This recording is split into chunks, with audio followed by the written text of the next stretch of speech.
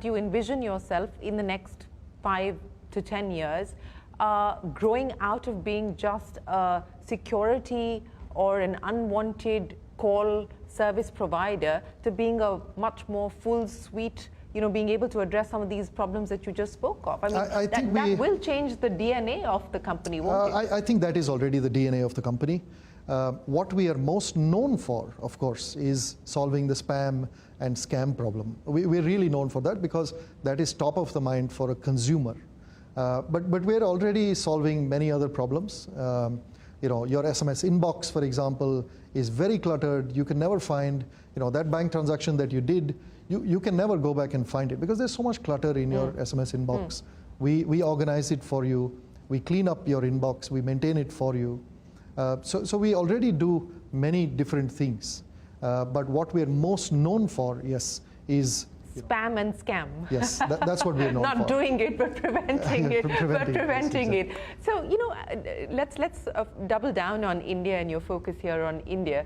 How do you see this market evolving? How do you see this market growing for you? What are the opportunities that you want to build on, considering the fact that the lion's share of your revenue comes from the market? I mean, do you believe you've hit saturation here in India? So India, firstly, is our most exciting market. I think globally, for a lot of companies globally, India is the most exciting market, right?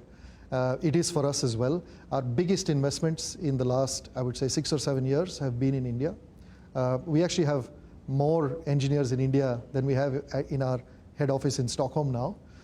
We build in India and we ship globally. A very large chunk of our product is shipped globally out of India as well.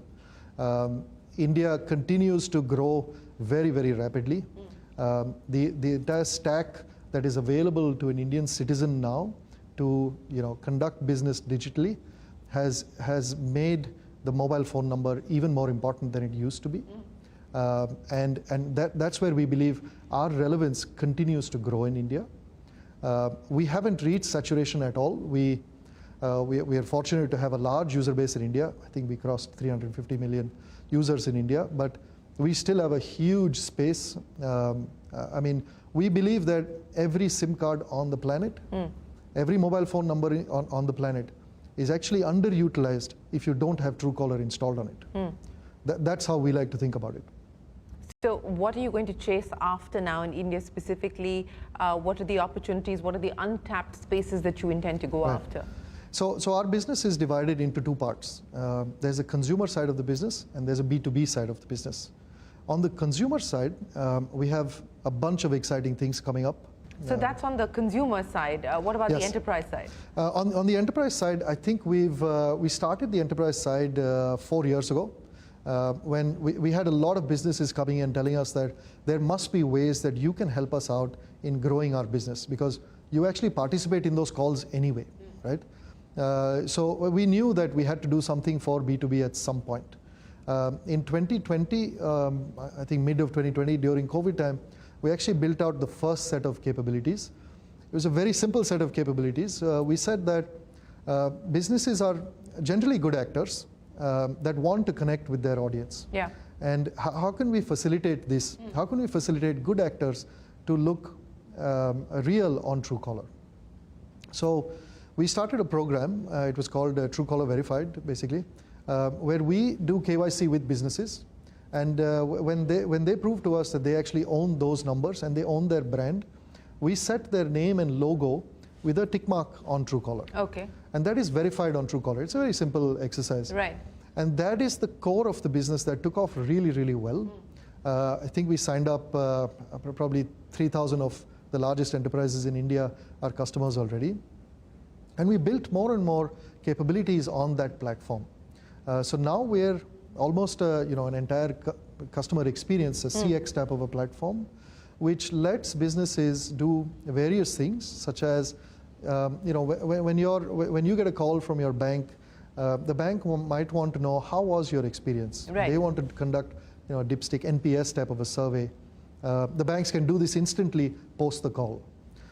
Or when your bank calls you, let's say right now, you can't pick up that call, and then you need to call back the bank then you need to go through customer care and you need Yeah, to, it's a long process. Yeah. But I'm actually interested in what the bank had to say. So we will allow consumers to just tap a button and say, I was interested in getting a call back. And the bank CRM system will then kick in and then be able to do these things. Or we also built a capability where the enterprises can target every consumer that they call, every phone call, every message. They can target them with very, very specific communication during that call. So we've been building a lot of these capabilities now for B2B, and that is actually our fastest growing business right now. It's our fastest growing revenue stream right now. We're very excited about So what are we talking about in terms of numbers? I think I don't know if we're I don't know if we've revealed exactly. I think we grew Ballpark. at about 40-45% is what we're seeing right now. Okay, so what would be the size in terms of revenue overall as far as India is concerned, and what do you believe that number is likely to be given the many opportunities that you just outlined? Right. I mean, we luckily we became public in 2021, so our numbers are now very visible to everyone. India accounts for around 70 to 75% of our revenues. We're a profitable business. I think we have an EBITDA margin of probably anywhere between 30 and 35%. So we're doing really well on that side as well. We're very well capitalized as well, poised to invest a lot more on M&A, for example, that you spoke about. And India, continues to be a very dominating factor in our business, both in terms of user base as well as in terms of revenues. In both aspects, India is a very key focus for us. I must say, however, that the rest of the world, as we call it, is a very fast-growing segment for us as well. We now have an office in Israel, for example. Right. We have feet on ground in Nigeria, in South Africa, in Egypt, in the US, in Chile. So many markets for us. The Africa, for example, LATAM, Southeast Asia. These are really fast-growing markets for us as well. So the learnings from India, as you address the rest of the world in your words, what have been some of the key learnings from India that you're hoping to replicate, export from India as you address some of these other markets that you're looking at? Yeah, I think so every market is very nuanced. That's the one thing that we've learned. And we started with India when we learned nuances in India. And we realized that we need to have a playbook for each market as we discover things. So Chile is very different from Nigeria, is very different from Kenya, is very different from Egypt, is very different from India.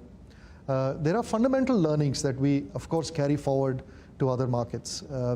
We know that, I'll give you an example of the things we learned from India. We know that it is not good enough if you really want to localize your product, it is not good enough to just be translated in a bunch of languages. That's not what localization means. Localization means that you have to understand what problems does an Indian consumer face and build solutions for that. An example is in India, bank transactions need an OTP. Yeah. Right? In many other regions, they don't need an OTP. They have other mechanisms of doing this. So we have to learn from each market and build solutions and localize the product specifically for each of these markets. We have to then augment that with M&A activity, which is also localized. There are players in each of these markets that have built very powerful services that we have to grab, and we have to build into Truecaller and then grow that market. So that has been our playbook. That is our biggest learning from India, that you have to localize deeply, you have to understand context of a region, find the nuances, and then build products for it. So anything up for grabs here in India that you're eyeing today? I mean, I can't specifically say, but I can tell you we're always looking out for interesting people, interesting products, interesting companies, interesting businesses that would be a great addition to Truecaller. We're always looking for them. So I'll end then by asking you, what do you believe are the trends that you're looking at globally as well as here in India that could potentially shape not just your strategy, but the outcome of those strategies as well? I mean, what are the things that you're going to prioritize and focus on? What are some of the key risks that you're going to be mindful of as well? Yeah, absolutely. I think AI and the threat of AI and with the voice opportunity cloning as well. Yeah. Yes, it's a big opportunity for us. I think we've already built solutions that are able to detect an AI voice from a real voice. We have it rolled out in a few markets where we see the problem a lot more. I think those are some of the risks that consumers face, and therefore those are opportunities for us, for sure. With that, it is time for us to wrap up this edition of the Global Dialogue. From all of us here on the team, for now, goodbye. Many thanks for watching. Stay tuned to CNBC TV 18. We're back in a moment with the news.